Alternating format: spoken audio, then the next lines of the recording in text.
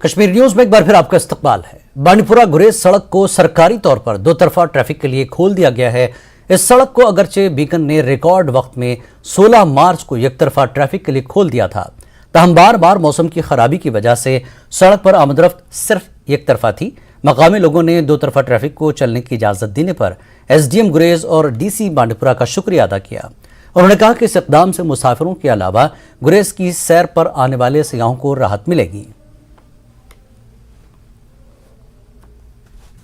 गुरेज के बहुत ही शुक्रगुजार है और DC बांडीपुरा के शुक्रगुजार है कि उन्होंने ये जो गुरेज बांडीपुरा रोड है दो तरफा ट्रैफिक के लिए बहाल कर दिया गया, क्योंकि इससे लोगों को बहुत सारी मुश्किलात का सामना करना पड़ता था।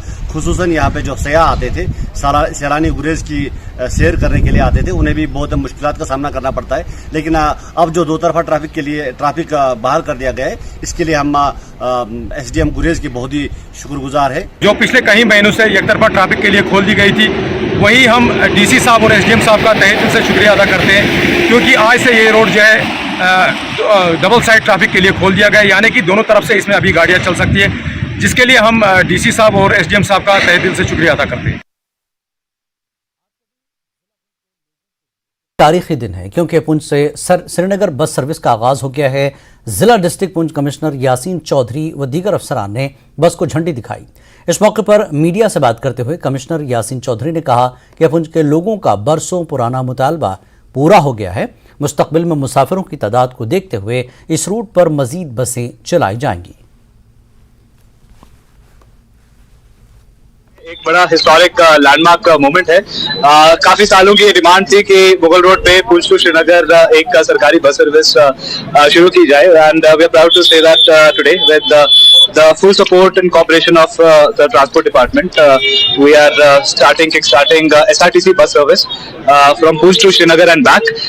इसके बारे में थोड़ा बता दूं कि अभी फिलहाल हम 34 सीटर बस सर्विस शुरू कर रहे हैं, और पुंछ टू श्रीनगर जो टोटल फासला 180 किलोमीटर है, इधर जो फेयर रहेगा हमारा passenger fair, that will be 398 rupees per passenger, और डिपार्चर टाइम फिलहाल 8 बजे सुबह का होगा।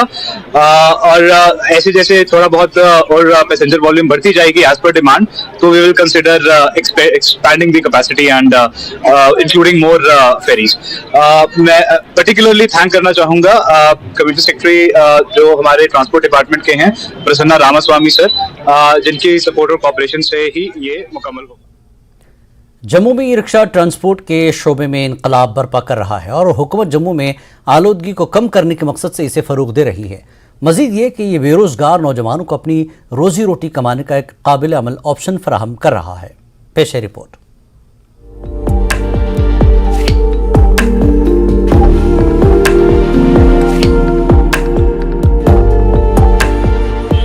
जम्मू कश्मीर में पिछले कई सालों से नक्ल हमल के मुख्तलिफ जराए देखे हैं, लेकिन यूटी इंतजामिया का ई रिक्शा मुतारफ कराने का नया इक़दाम बुलंदियों को छू रहा है, क्योंकि ई रिक्शा ने जम्मू में नक्ल हमल के तरीक़ेकार को मुकम्मल तौर पर तब्दील कर दिया है। लोग बसों, मेटाडोर्स और 3 व्हीलर्स की जगह ई रिक्शा को तरजीह दे रहे हैं। जम्मू में इलेक्ट्रिक रिक्शा को फरोग देने के लिए हुकूमत न सिर्फ मरकजी स्पॉन्सर शुदा मुख्तलिफ स्कीमों के तहत अपने खरीदारों को सब्सिडी फराहम करती है, बल्कि जम्मू को आलूदगी से पाक करने को यकीनी बनाने के लिए ऐसे मजीद इक़दामात भी करती है। जो इलेक्ट्रिक व्हीकल्स हैं उसमें एनर्जी का सोर्स रहता है, इलेक्ट्रिक जो बैटरी रहती है, तो उसका जो पोल्यूशन है वो निग्लिजिबल हो जाता है। तो इसलिए गवर्नमेंट लेवल से या इन्वायरमेंट फ्रेंडली एक बनाने के लिए, इन्वायरमेंट फ्रेंडली एक्टिविटीज़ के लिए इलेक्ट्रिक बसेस को या इलेक्ट्रिक कार्स को या ई रिक्शा को प्रमोट किया जाता है गवर्नमेंट के द्वारा, ताकि पोल्यूशन कम हो। जम्मू में ई रिक्शा के कारोबार को फरोग देने के लिए एक कदम आगे बढ़ाते हुए स्टेट पॉल्यूशन कंट्रोल बोर्ड ने भी ई रिक्शों को जम्मू में सड़कों पर चलने के लिए आलूदगी के सर्टिफिकेट हासिल करने से मुस्तस्ना करार दे दिया है। तो जो व्हीकल्स इलेक्ट्रिसिटी से चलती हैं, चूँकि उसमें कोई एमिशन नहीं हो रहा है, उससे स्मोक नहीं निकल रहा है, fuel is not being burned there, so the matter of pollution certificate doesn't arise. इसलिए उनको एग्जम्प्ट किया गया है, क्योंकि पोल्यूशन जो ये सर्टिफिकेट रहता है वो मेज़र करता है कि इस गाड़ी से जो पोल्यूशन हो रहा है वो परमिसिबल लिमिट्स के अंदर है। जम्मू में बैटरी से चलने वाले इस 3 व्हीलर की मांग में तेजी से इजाफा हुआ है। इससे कई बेरोजगार नौजवानों को रोजी रोटी कमाने का मौका भी फराहम हुआ है। कि ये जब से ई रिक्शे आए हुए हैं, हमारे बहुत ही ज़्यादा बच्चे जो काम लगे हैं, जो आवारागर्दी करते थे, जब वो हर एक काम कर रहे हैं, यानी रिक्शा चला रहे हैं, पढ़े लिखे भी चला रहे हैं, अनपढ़ भी चला रहे हैं, और घर वालों को सुख देना, 4 पैसे भी दे रहे हैं उनको। सर कंफर्टेबल तो है ही है और रिलायबल भी है, और एक आम आदमी के हिसाब से देखा जाए तो इसके चार्जेस काफ़ी ज़्यादा कम भी हैं। तो जैसे कि आप देख रहे हो कि स्मार्ट सिटी बन रही है और पोल्यूशन फ्री भी हो रहा है इससे, मतलब कि इतना पोल्यूटेड नहीं है। ई रिक्शा को चार्ज होने में सिर्फ 4 घंटे लगते हैं और ये 200 किलोमीटर तक का माइलेज देता है। ई रिक्शा माहौल दोस्त है। गवर्नमेंट की ये कोशिश है कि जम्मू को स्मार्ट सिटी बनाना है, और स्मार्ट सिटी बनाने के लिए स्मार्ट वाहन भी चाहिए, जहां से पोल्यूशन में भी कमी आए और यहां पे ग्रीन जम्मू का जो सपना है गवर्नमेंट का वो भी मुकम्मल हो। उसी के चलते अब ई रिक्शा को, यानी इलेक्ट्रिक रिक्शा, इलेक्ट्रिक बसेस को जम्मू में प्रमोट किया जा रहा है और इसका अच्छा रिस्पॉन्स देखने को मिला है, जहां लोग खुश हैं कि उनको वाजिब दामों में अपने गंतव्य की ओर जाने के लिए एक ट्रांसपोर्ट माध्यम मिला है। वहीं कई युवा भी खुश हैं कि उनको ई रिक्शा के माध्यम से अपनी जीविका कमाने का मौका मिला है। कैमरामैन चांद के साथ राजेंद्र वैद, न्यूज़ 18 जम्मू। गांधरबल के बागुरामपुरा के गवर्नमेंट मिडिल स्कूल के तलबा तबाहशुदा इमारत की तामीर और तजदीद में महकमे तालीम की लापरवाही की वजह से खुले आसमान तले तालीम हासिल करने पर मजबूर हैं। तलबा को ख़राब मौसम और पढ़ाई के दौरान परेशानी का सामना करना पड़ता है। असातिज़ा के मुताबिक स्कूल की ख़राब हालत की वजह से रोल कम हुआ है, क्योंकि वालिदैन अपने बच्चों को पढ़ाई के लिए भेजने से गुरेज कर रहे हैं। हमारा स्कूल है वहाँ यहाँ पर बहुत प्रॉब्लम्स हो रहे हैं। एक ही क्लास में दो ये पढ़ते हैं, और सर जब हम यहाँ इस क्लास में पढ़ते हैं वहाँ उनका कोई किंडरगार्टन था, तो फिर वहाँ हमें डिस्टर्ब होता है बहुत सर। तो आपको कभी बाहर भी पढ़ना पड़ता है या शहर में पढ़ते हो आप कभी? जी सर।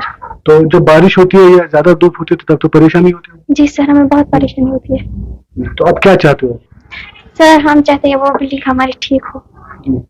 मैं गवर्नमेंट से अपील करना चाहती हूँ कि हमें बिल्डिंग गिर गई है, हमें धूप में पढ़ना पड़ता है। जब बारिश पड़ती है 2-3 क्लासेस हमें कंबाइन करनी पड़ती है, हमें बहुत प्रॉब्लम होती है। हम खेल भी नहीं सकते हैं और डर रहता है कि वहाँ पे गिर ना जाए कुछ, हम खेल भी नहीं सकते हैं, पढ़ नहीं रहे हैं। या बारिश होती है तो उस दौरान हमारे बच्चों को बहुत मुश्किलात का सामना करना पड़ता है, क्योंकि हमारे पास खाली 8 कमरे हैं।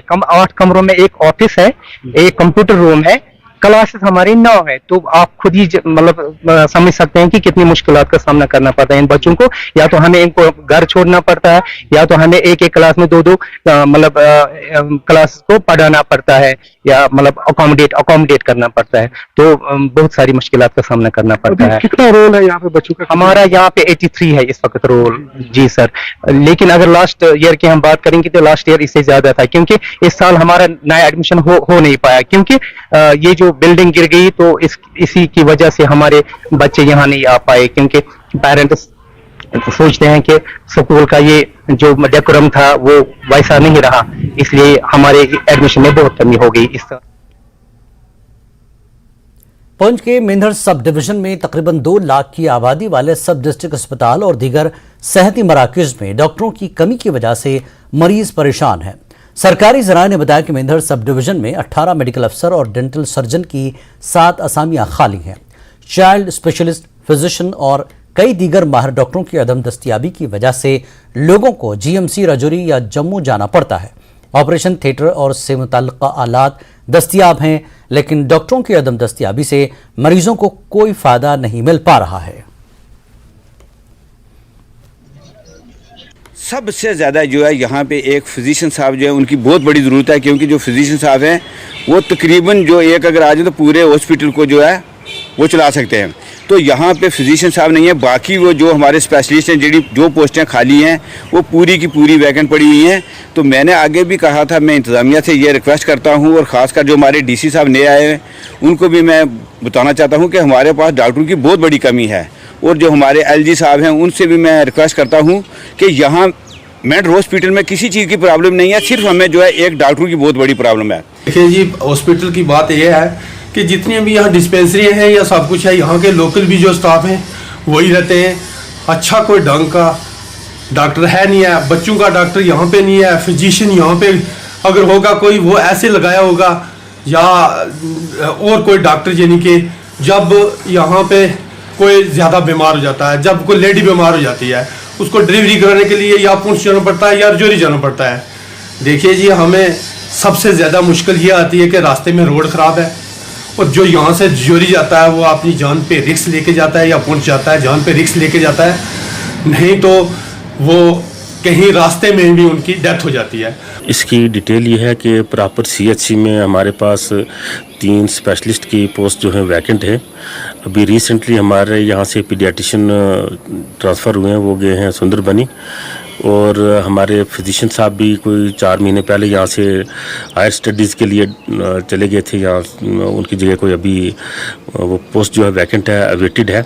एनेस्थेटिस्ट तो काफ़ी अरसे से यहाँ खाली पड़ी हुई है, तो हम यहाँ से लेटर लिखे हैं हमने ऊपर CMO साहब को, और वो फॉरवर्ड किए उन्हें काफ़ी, हमने डायरेक्टर साहब को भी की है। हमने अपनी तरफ से लिख दिया कि ताकि हमारे जो स्पेशलिस्ट जो कंसल्टेंट हैं। मुनशियात के खिलाफ मुहिम के सिलसिले में महकमा माल, एक्साइज, पुलिस व दीगर महकमों ने दमहाल, हाजीपुरा, कुलगाम और उसके मुल्हिका इलाकों में सैकड़ों कनाल अराजी पर फैली खशखाश की काश्त को तबाह किया।